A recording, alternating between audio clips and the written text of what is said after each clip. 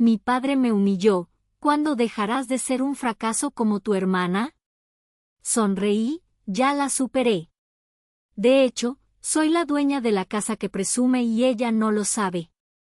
Si aún no estás suscrito al canal, haz clic en el botón de suscripción y activa la campanita para no perderte ninguna de nuestras historias. Tu apoyo significa todo para nosotros. Si esta historia te parece interesante, déjale un like. También me encantaría saber de qué ciudad eres, déjanos el nombre de tu ciudad en los comentarios. Ahora, empecemos con la historia. La luz de la tarde del 24 de diciembre se filtraba a través de los ventanales de mi oficina, tiñendo de un dorado pálido los planos de la nueva línea de exportación. En la pantalla de mi portátil, el rostro sonriente de M.R. Davis, mi distribuidor en Londres, se despedía con un acento británico impecable. Brilliant, Marisol. The Q4 projections are exceeding all expectations. A Rods Can't Get Enough of the Tierra Viva Collection. Have a lovely Christmas. You too, Davis. Merry Christmas, respondí, mi inglés tan pulcro como la cerámica que vendía. Terminé la llamada y el silencio de la hacienda me envolvió. El semblante del aseo de Tierra Viva Cerámica marca registrada, la empresaria segura que discutía cifras de 6 ceros, se desvaneció. Solté el aire en un suspiro largo y pesado, sintiendo como el peso de la noche que se avecinaba comenzaba a asentarse en mis hombros. Sobre mi escritorio de roble minimalista, 2 carpetas reposaban una al lado de la otra. Una contenía los informes de ventas internacionales, un testimonio de mi éxito silencioso. La otra, los documentos de propiedad de un edificio histórico en el corazón de Guadalajara, mi última adquisición estratégica. Eran los 2 mundos de Marisol, la que era y la que pretendía ser. Miré el reloj. Era hora de ir a interpretar mi papel anual en el teatro de mi familia, el de la oveja negra, el cordero que se presenta mansamente al sacrificio de la comparación. Mientras conducía mi camioneta por el camino de terracería que salía de mi hacienda, sentí la transición. Dejaba atrás mi mundo de creatividad y control, un santuario construido con mis propias manos, y me dirigía hacia la jaula dorada de mi infancia. El volante de cuero se sentía sólido bajo mis dedos, un ancla en la tormenta emocional que sabía que se desataría. No iba a una guerra por impulso, iba a ejecutar una estrategia de liberación que me había tomado años diseñar. No buscaba venganza, buscaba la paz. La paz que solo la verdad más cruda y afilada podía ofrecer. Un recuerdo, tan vívido como si fuera ayer, parpadeó en mi mente. Tenía 29 años y estaba en el suelo frío y húmedo de mi primer taller, un cuartucho rentado. Las lágrimas de frustración y humillación se mezclaban con el polvo de arcilla en mis mejillas. Mi padre acababa de reírse en mi cara, negándome un préstamo miserable para un horno nuevo. Esa noche, tiritando más de rabia que de frío, me hice un juramento. Juré que nunca más les daría el poder de hacerme sentir pequeña. Juré que construiría un imperio tan grande y tan sólido que sus opiniones se convertirían en un eco insignificante. Juré que la próxima vez que me juzgaran, sería desde un trono que ellos ni siquiera sabían que existía. Esta noche, después de 7 años de trabajo incansable, de madrugadas y de sacrificios invisibles, iba a cumplir esa promesa. La casa de mis padres era exactamente como la recordaba, un monumento al ¿qué dirán? Ubicada en un suburbio pretencioso de Guadalajara, cada mueble, cada adorno, gritaba éxito material. Pero la casa carecía de calor, de alma. Era un escenario, y esa noche se representaba la obra de la familia perfecta. Mi madre, Elena, me recibió en la puerta. Su abrazo fue tan ligero como una pluma, y su sonrisa no le llegaba a los ojos. Hija, qué bueno que llegas, dijo, su mirada recorriéndome de arriba a abajo. ¿Por qué no te pusiste el vestido que te regalé? Te verías más arreglada. No es mi estilo, mamá, respondí con una sonrisa serena, negándome a morder el anzuelo. Entré y la sensación de ser una extraña me invadió. Las paredes de la sala eran un santuario dedicado a mi hermana menor, Valeria. Fotos de Valeria en París, sonriendo falsamente frente a la Torre Eiffel. Valeria en una gala benéfica, con un vestido que costaba más que mi renta de un año. La foto de su boda con Javier, tan grande que parecía un mural. Busqué con la mirada, por pura costumbre, algún rastro de mi existencia. No había nada. Ni una foto de mi graduación, ni un recuerdo de mis viajes. Era invisible en la historia que mis padres habían decidido contar. Mi padre, don Armando, levantó la vista de su teléfono el tiempo suficiente para darme una palmada en el hombro. Marisol. Qué bueno que viniste. ¿Todo en orden con tus cositas? Dijo, su tono condescendiente restándole importancia a mi vida entera. Todo perfecto, papá. Mejor que nunca, respondí, mi voz plana. Mi madre revoloteaba por la sala, ajustando un cojín aquí, enderezando un cuadro allá. Era una metáfora perfecta de su vida, dedicada a mantener una superficie impecable, ignorando las grietas que se extendían por debajo. Para anclarme, para recordar por qué estaba allí, evoqué otro recuerdo, uno que me daba fuerza. Fue poco después de la humillación del préstamo negado. Mi tío Roberto, el hermano de mi madre, un hombre de campo con manos curtidas y una mirada honesta, me había visitado en mi taller. No dijo mucho al principio, solo observó mis manos cubiertas de arcilla mientras daba forma a una vasija. Tu padre ve el dinero, pero no ve el valor, dijo finalmente, su voz grave y tranquila. El dinero es papel, mi hija. El valor está aquí, dijo, tocándose el corazón y luego señalando mis manos. En el trabajo, en la honestidad, en crear algo bello de la nada. Ese día, me dio un sobre con 50,000 pesos. No es un regalo, es una inversión. Porque yo sí creo en ti. Pero un consejo, no les digas nada. Que tu éxito sea silencioso. El trabajo duro hace más ruido cuando los resultados son los que hablan. Fue él quien me aconsejó registrar mi marca, pensar a nivel global. Me convirtió de una artesana con un sueño a una empresaria con un plan. Su fe fue el cimiento sobre el que construí todo lo demás. Y esa noche, su sabiduría sería mi escudo y mi espada. Justo cuando mi madre anunciaba que la cena estaba lista, la puerta principal se abrió con un aire de estudiada teatralidad. Eran Valeria y Javier. Llegaban tarde, como siempre, asegurándose de que la obra no pudiera comenzar sin sus estrellas principales. Valeria, con sus 32 años, se deslizaba por la habitación con un vestido de seda rojo que parecía gritar su precio. Javier, su esposo, la seguía con la arrogancia de quien se cree dueño del mundo, luciendo un reloj que probablemente valía más que mi primera camioneta. Toda la energía de la habitación, toda la atención, giró instantáneamente hacia ellos. Mi padre se irguió, su rostro iluminado con un orgullo desbordante. Mi madre corrió a abrazar a su hija predilecta. Hija, qué hermosa te ves. Ese vestido es divino. Ay, mamá, es solo un trapito, respondió Valeria, aunque su sonrisa satisfecha la delataba. Me quedé en mi sitio mientras la familia entera se arremolinaba a su alrededor. Cuando finalmente se acercaron a mí, la condescendencia era tan espesa que se podía cortar con un cuchillo. Marisol, hermanita. Qué bueno que pudiste venir, dijo Valeria, su mirada evaluando mi sencillo pero elegante vestido de lino negro. Me encanta tu estilo. Es tan artesanal. Gracias, Valeria. Tú también te ves, como siempre, respondí, mi voz neutra. Javier me dio un apretón de manos flojo y esquivó mi mirada, volviéndose inmediatamente hacia mi padre para hablar de su último viaje a Bali. Durante la primera parte de la cena, la conversación fue un monólogo de sus logros, reales o imaginados. El nuevo BMW de Javier. La importante junta directiva a la que Valeria se había unido.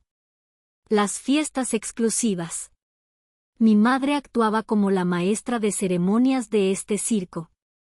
Valeria, mi vida, enséñale a tu tía las fotos de la cata de vinos. Se veían como la realeza. Cada vez que yo intentaba participar, mi madre encontraba la manera de desviar la conversación de vuelta a su hija Estrella. Estuve trabajando en una nueva técnica de esmaltado para una colección, empecé a decir. Ay, hija, esas cosas técnicas son tan complicadas y aburren, me interrumpió Elena con una sonrisa forzada. Mejor cuéntanos, Valeria, ¿es cierto que van a remodelar la cocina? Tu padre me dijo que van a poner mármol de Carrara. Observé la escena en silencio, como una antropóloga estudiando una tribu extraña. Vi la complicidad de mi madre, su esfuerzo activo por mantenerme en la sombra. Y entendí que su cobardía, su miedo a perturbar el frágil equilibrio de la familia, era una herida más profunda y dolorosa que el descarado favoritismo de mi padre. Ella había elegido, día tras día, sacrificar a una hija para enaltecer a la otra. Y esa noche, tendría que enfrentar el costo de su elección. Mi tío Roberto, sentado frente a mí, me sostuvo la mirada por un segundo. Un leve asentimiento de su parte fue todo lo que necesité. Estaba lista. El plato fuerte fue devorado entre risas falsas y anécdotas infladas. El postre, un flan napolitano que era el favorito de mi padre, fue servido.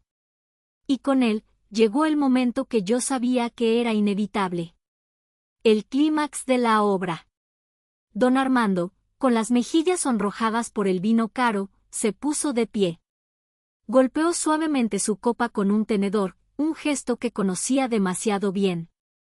Era la llamada al silencio para su discurso anual, un monólogo dedicado a reafirmar la jerarquía familiar que él mismo había construido. Familia, por favor, un momento de su atención, comenzó, su voz resonando con una autoridad autoproclamada. En esta Nochebuena, mientras celebramos la unión y la familia, quiero hacer un brindis. Un brindis por lo que de verdad importa en esta vida, el éxito, el legado, el saber construir un futuro sólido. Sus ojos brillaban mientras se posaban en Valeria, quien lo miraba con una devoción ensayada. Mi hija, mi Valeria, y mi yerno Javier, que es más que un yerno, es como el hijo varón que la vida me dio, nos han vuelto a llenar de un orgullo inmenso. Nos han demostrado, una vez más, lo que significa triunfar. Acaban de cerrar el trato para adquirir una residencia en Puerta de Hierro. Hizo una pausa dramática. No es una casa, es un verdadero palacio. Con alberca, 6 recámaras, un jardín que ya quisiera para sí el rey de España. Un verdadero triunfo. Los aplausos y las exclamaciones de ¡qué maravilla!, ¡felicidades!, llenaron el comedor. Observé los rostros de mis tíos y primos, todos participando en la farsa, todos validando la narrativa de mi padre. Cuando el ruido se calmó, don Armando no se sentó. Su sonrisa se tensó, transformándose en una mueca que combinaba lástima y desdén. Y entonces, giró su cuerpo entero hacia mí, apuntándome con la mirada como si fuera un arma. «¿Y tú, Marisol?», dijo, su voz bajando a un tono casi teatral, asegurándose de que todos escucharan. 36 años. Mirándote aquí, tan sola. Sin un hombre que te respalde, sin una casa decente, todavía jugando con lodo en lo que llamas un taller, que seguro es un jacal. Tu hermana a tu edad ya estaba felizmente casada y con la vida completamente resuelta. Se inclinó un poco hacia adelante, como para dar el golpe final. Honestamente, y te lo digo porque soy tu padre y te quiero, ¿no te da vergüenza? ¿Cuándo, Marisol? ¿Cuándo vas a hacer algo de provecho con tu vida y nos vas a dar una alegría de verdad? El silencio que cayó sobre la mesa fue absoluto, denso, cargado de una expectación cruel. Todos los ojos estaban fijos en mí. Esperaban las lágrimas. Esperaban que me encogiera, que murmurara una excusa. Esperaban que me rompiera. Pero no sabían que yo ya no estaba hecha de cristal. Estaba hecha de la misma tierra que moldeaba, cocida a la temperatura más alta, imposible de quebrar. En lugar de bajar la mirada, la levanté y la clavé en los ojos de mi padre. Una calma gélida, una serenidad que me había costado años forjar, se apoderó de mí. Tomé mi copa de vino, la alcé ligeramente como si aceptara su brindis, y bebí un sorbo lento y deliberado. El silencio se estiraba, volviéndose incómodo para todos menos para mí. Dejé la copa en la mesa con un sonido casi inaudible. Y entonces, sonreí. No fue una sonrisa amarga ni forzada. Fue una sonrisa tranquila, casi divertida. Qué curioso que lo menciones, papá, mi voz salió clara y firme, cortando la tensión como un cuchillo afilado. Porque sí, he estado bastante ocupada. Y sobre ponerme al día, creo que tienes la información un poco desactualizada. Mi padre parpadeó, confundido por mi reacción. No era la respuesta que el guión dictaba. ¿De qué estás hablando, Marisol? No empieces con tus evasivas. No son evasivas, repliqué, manteniendo el contacto visual. Es que tú preguntas, pero nunca escuchas. Te respondo. Sí, ya hice algo de provecho. Ah, ¿sí? ¿Y qué fue? ¿Vendiste un jarrón por unos cuantos pesos más? Se burló Javier, tratando de devolverme a mi caja. Ignoré a Javier por completo. Mi asunto era con el rey de la mesa. Compré mi casa decente, dije, haciendo comillas en el aire con mis dedos. Lo hice hace casi 2 años. Una ola de murmullos recorrió la mesa. Mi madre me miraba con los ojos muy abiertos. ¿Compraste una casa? ¿Por qué no nos dijiste nada? Su voz era un susurro lleno de reproche y confusión. Porque no sentí la necesidad de anunciar mis logros a un público que siempre ha dudado de mí, respondí con simpleza. La verdad cayó sobre la mesa, desnuda e incómoda. La sonrisa de Valeria se había congelado en una mueca extraña. Bueno, ¿y dónde está esa casita? Preguntó mi padre, intentando recuperar el control con un tono paternalista. No es una casita, papá. Y no está en una colonia, hice una pausa, saboreando el momento. Es la antigua hacienda La Escondida. Si hubiera tirado una granada en medio de la mesa, el efecto habría sido menos explosivo. El silencio fue total. La hacienda La Escondida era una leyenda local, una magnífica propiedad del siglo XVIII que llevaba décadas en ruinas, pero cuyo nombre aún evocaba grandeza. «Eso es imposible», exclamó mi padre. «Esa propiedad vale millones». «¿De dónde sacaste el dinero? ¿Te endeudaste hasta el cuello?» «No», dije, mi voz ahora con un filo de acero. Resulta que el lodo, cuando lo conviertes en una marca de lujo y lo exportas a boutiques exclusivas en Londres, Tokio y Nueva York, deja más que los negocios basados en apariencias. La pagué de contado. Cada centavo. El rostro de mi padre pasó del rojo al pálido en segundos. Valeria me miraba como si me hubiera crecido una segunda cabeza. Estaba lívida, su mandíbula tan apretada que parecía que iba a romperse. Intentó contraatacar. «Felicidades, supongo», siseó, su voz temblando de rabia contenida. «Pero tener dinero no te quita lo sola que estás. Al menos yo tengo integridad». Ahí estaba. La apertura que había estado esperando. «Me alegra que menciones la integridad, Valeria», dije, y deslicé mi teléfono para conectarlo a la gran pantalla de televisión de la sala que usaban para ver sus partidos. Un segundo después, la pantalla se iluminó, mostrando 2 imágenes una al lado de la otra. A la izquierda, una página de mi cuaderno de bocetos de hacía 6 años, con mis diseños originales de una vajilla y la fecha claramente visible. A la derecha, una captura de pantalla de un blog de estilo de vida, anunciando la innovadora colección debut de Valeria, con diseños que eran un calco descarado de los míos. Le llamo a esta pieza, dije, mi voz resonando en el silencio sepulcral, memoria selectiva. O quizás debería llamarla, prueba A.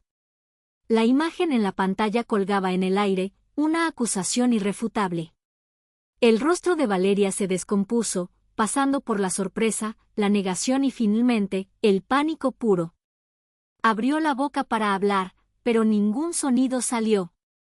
Mi padre miraba la pantalla y luego a su hija favorita. Su expresión era una mezcla de incredulidad y una ira que no sabía a quién dirigir. Antes de que pudiera encontrar las palabras para defenderla, una voz grave y tranquila se alzó desde el otro lado de la mesa. Era mi tío Roberto. Se puso de pie lentamente, no con agresividad, sino con el peso de una verdad largamente contenida. Armando, dijo, y todos se giraron hacia él. Yo estuve presente el día que Marisol, con toda la ilusión del mundo, te pidió 20,000 pesos para un horno. Y me acuerdo de que te reíste. Te reíste de tu propia hija. Mi tío hizo una pausa, su mirada fija en mi padre. Y también estuve presente cuando Valeria le robó sus diseños. Y tú, hermano, te hiciste el ciego. Preferiste creer la mentira porque era más cómoda, porque encajaba en la historia que querías contar. Se giró hacia el resto de la familia.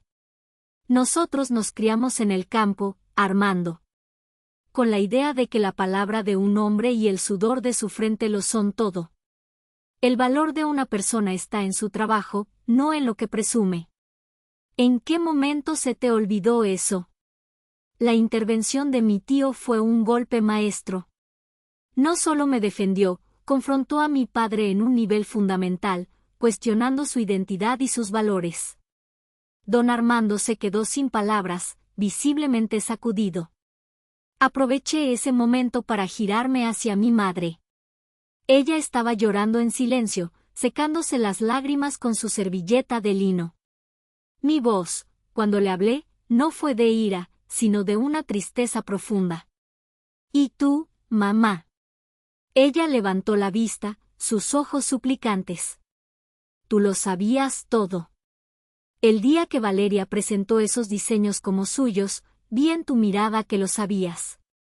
Reconociste mi trabajo. Y no dijiste nada. Me incliné un poco. ¿Por qué, mamá? ¿Por qué callaste? ¿Tanto miedo le tienes a que se rompa esta casita de muñecas que has construido? ¿Vale más la apariencia que la justicia para tu propia hija? Elena solo pudo negar con la cabeza, sus sollozos ahora audibles. No había respuesta para mi pregunta, y su silencio era la confesión más dolorosa de todas. Fue Javier quien, en un intento desesperado por salvar la situación, cometió el siguiente error. ¿Esto es ridículo?, exclamó, poniéndose de pie. Valeria es una mujer exitosa. Y yo provengo de una familia de linaje, de empresarios. Nuestros negocios son sólidos. Lo miré con una pizca de lástima. El linaje no paga las cuentas, Javier. Y hablando de cuentas, me tomé la libertad de revisar los registros públicos. Es información al alcance de todos, ¿sabes? Dije, como si compartiera un dato curioso. La espectacular mansión de Puerta de Hierro, esa de la que mi padre está tan orgulloso, tiene 3 hipotecas. Y todas a tu nombre, curiosamente. Valeria no figura en los papeles. Debe ser increíblemente estresante mantener esa imagen de riqueza, sabiendo que todo pende de un hilo, ¿no es así? La cara de Javier perdió todo color. Valeria lo miró con una expresión de pura traición, como si yo hubiera revelado el secreto más oscuro de su matrimonio. Y en cierto modo, lo había hecho. Había expuesto que su éxito, al igual que su integridad, era una completa y absoluta farsa. La atmósfera en el comedor era irrespirable. La familia, antes un coro de adulación, ahora era una colección de estatuas de cera, cada una congelada en una expresión de shock de horror. Había desmantelado su realidad pieza por pieza, y ahora solo quedaba dar el golpe de gracia. No por crueldad, sino por necesidad. Para que el ciclo terminara para siempre. Me levanté de mi silla, mi movimiento fue lento y deliberado. Alicé mi vestido y miré a Javier, quien seguía de pie, temblando de una ira impotente. Tienes razón en una cosa, Javier, dije, mi tono ahora era el de una empresaria discutiendo una transacción. Tus negocios familiares tienen historia. Textiles Heredia es un nombre conocido en el centro. Una chispa de esperanza brilló en sus ojos, creyendo que le estaba ofreciendo una rama de olivo. Fue un error. Mi empresa, Tierra Viva Cerámica, continué, mi voz tranquila y profesional, ha tenido un año fiscal extraordinario. Tanto, que mi equipo de asesores financieros me recomendó encarecidamente diversificar. Invertir una parte de las ganancias en bienes raíces comerciales con alto potencial de revalorización aquí, en Guadalajara. Caminé lentamente alrededor de la mesa, como si estuviera en una sala de juntas, no en el comedor de mis padres. Buscamos propiedades estables, con historia. Y encontramos una oportunidad de oro. Un edificio precioso en el centro histórico. Un edificio cuyo inquilino principal, una empresa textil, llevaba 6 meses de retraso en el pago de la renta. El antiguo dueño estaba desesperado por vender para cortar sus pérdidas. Me detuve directamente detrás de la silla de mi padre, colocando una mano en su hombro, un gesto que lo hizo estremecerse. Así que mi empresa lo compró. El edificio entero. La transacción se cerró la semana pasada. Miré directamente a Javier, cuyos ojos se habían abierto como platos al comprender a dónde me dirigía. El edificio Heredia, Javier. El edificio donde tu familia ha tenido sus oficinas y su tienda principal por más de 50 años, ahora es parte de mi portafolio de inversiones. Dejé que la información se asentara, que el peso completo de mis palabras los aplastara. Valeria ahogó un grito. Así que, papá, dije, mi voz bajando a un susurro que todos escucharon, para responder a tu pregunta de hace unos minutos, no me da vergüenza mi vida. Estoy increíblemente orgullosa. He construido algo real, algo tangible y honesto. Y Valeria, Javier, me giré hacia ellos. Espero sinceramente que disfruten sus últimas semanas en sus oficinas. Mi política de empresa es muy estricta, y muy eficiente, con los inquilinos morosos. El aviso legal de desalojo ya está redactado. Mi abogado lo presentará el martes por la mañana. Tomé mi bolso del respaldo de mi silla. Con su permiso. Ha sido una nochebuena, inolvidable. Pero tengo que irme. A diferencia de ustedes, yo celebro estas fechas con la gente que sí creyó en mí desde el principio. Y con eso, di media vuelta y caminé hacia la puerta, dejando tras de mí el silencio más absoluto y devastador que jamás había presenciado. Caminé hacia la puerta sin prisa, cada paso era firme y sonoro sobre el piso de mármol. Nadie me detuvo. Nadie dijo mi nombre. Podía sentir sus miradas clavadas en mi espalda, pero ya no tenían poder sobre mí. Abrí la puerta principal y el aire frío y fresco de la noche me golpeó la cara. Se sintió como una purificación, como el primer aliento de una vida nueva. El sonido de la puerta cerrándose a mis espaldas fue definitivo, un punto final a un capítulo de 36 años de mi vida. Por un instante, me permití imaginar la escena que dejaba atrás, como un director que observa su obra desde la distancia. Veía a Valeria, su rostro descompuesto por el llanto y la rabia, gritándole a un Javier catatónico, cuya fachada de hombre de mundo se había hecho añicos. Veía a mi padre, don Armando, desplomado en la cabecera de la mesa, pálido como un fantasma, intentando marcar mi número en su teléfono con manos que temblaban demasiado para acertar. Y veía a mi madre, sentada en medio de todo, inmóvil, rodeada por los restos de su cena perfecta, la personificación de la ruina de su familia perfecta. La imagen no me produjo satisfacción, solo una profunda y agotadora tristeza por todo lo que pudo haber sido y nunca fue. Subí a mi camioneta y arranqué el motor. Mientras me alejaba de la casa, las luces de la calle se difuminaban a través de mis lágrimas. Por primera vez en la noche, me permití llorar. Pero no eran lágrimas de dolor o de humillación. Eran lágrimas de catarsis, de liberación. Era el peso de décadas de sentirme insuficiente, de ser invisible, abandonando mi cuerpo de una vez por todas. Lloré por la niña que solo quería la aprobación de su padre, por la joven a la que le robaron sus sueños, y por la mujer que tuvo que volverse de acero para sobrevivir a su propia familia. A mitad de camino, mi teléfono sonó. El nombre de tío Roberto brillaba en la pantalla. Contesté. ¿Estás bien, hija? Su voz era un bálsamo de calma. Tragué saliva, mi voz todavía temblorosa por el llanto. Estoy mejor que nunca, tío. Estoy libre.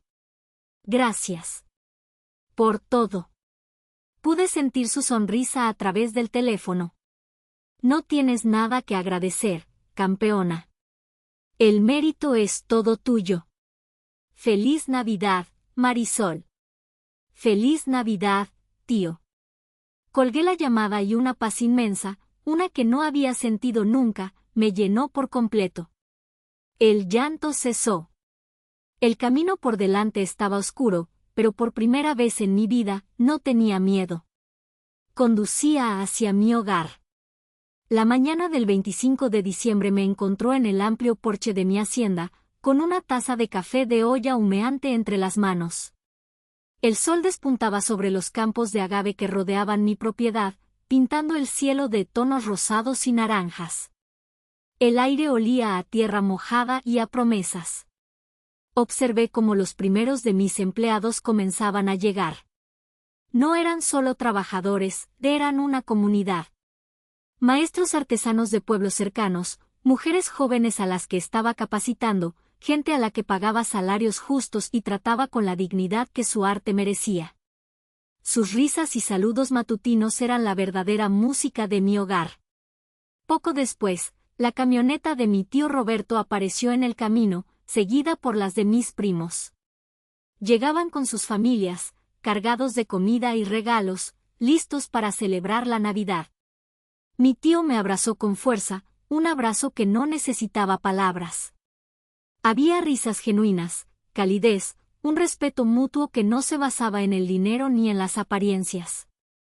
Miré a mi alrededor, mi taller, que era el corazón palpitante de mi imperio, mi casa, restaurada con amor y respeto por su historia, y esta gente, mi verdadera gente. Y en ese momento, entendí con una claridad absoluta la diferencia entre parientes y familia. Los parientes te tocan por la sangre, una lotería del nacimiento. La verdadera familia se elige, se construye día a día con los ladrillos de la lealtad, el respeto y el amor incondicional. Mi padre había querido que le diera una alegría que pudiera presumir. Pero la alegría real, la profunda y duradera, no se puede poner en una vitrina. Se vive. Y yo, finalmente, estaba viviendo la mía. Mi imperio no estaba hecho de dinero o propiedades, estaba hecho de la arcilla de mi propia resiliencia, cocido en el fuego de mi propia voluntad. Estaba en casa.